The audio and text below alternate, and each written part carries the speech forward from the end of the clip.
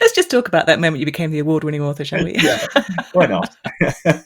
Now, there's going to be a lot of people who are aspiring to that moment, Greg, listening to this, but they are deep in the weeds, deep in the mess of their first book, perhaps. What one tip would you give them?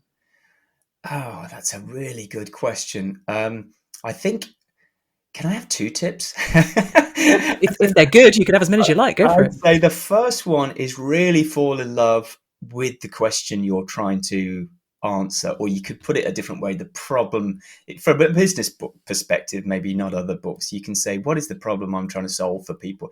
You really want to love that problem because you're going to spend a long time wrestling with it and the sub questions. In terms of the process, I'm fascinated by that. And I would just summarize it like this: find your own creative process. I know I have mine now after two books, and trust it, because you will need that trust in the dark times. And for me, and I can only speak about myself, I find myself when I'm writing at 6 a.m. on a Sunday morning, because I've had to get up because that was the only time I could find during that weekend, and thinking, really, what am I doing here? Is this a good use of my time?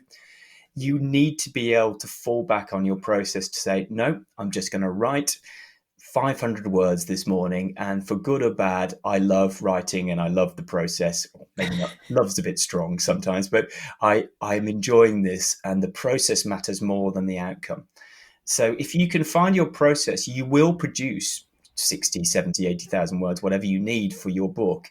And it will stop you giving up, which I think is a very strong emotional urge at times. And when you say process, just tell us a little bit more about that. Was that a kind of commitment to write a certain amount a day or to write for a certain period of time? What was your creative process? Well, it might be too grand a phrase for it, but I just think just write.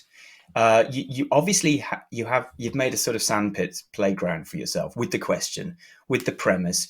So there's going to be lots of little sub areas in that you need to write. So I don't worry about the order. So I was writing things about experimentation, which was in the final chapter in the early part, and I kind of didn't know where it was going to go, but I knew if I had chunks. I think of it.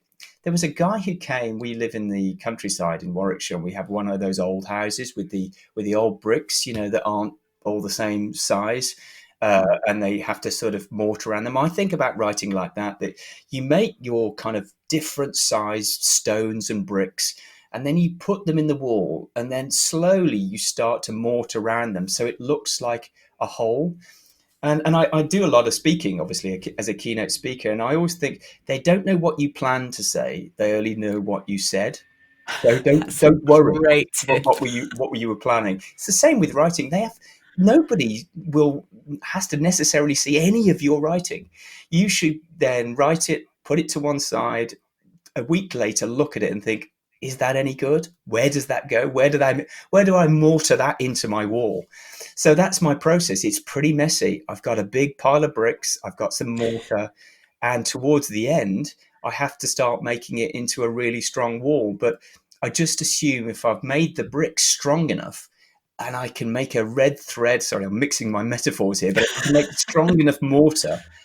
This will stand up to the scrutiny of. I assume my readers are really highly intelligent, really highly curious people who are very experienced. So I need to make that a strong wall for them to push against.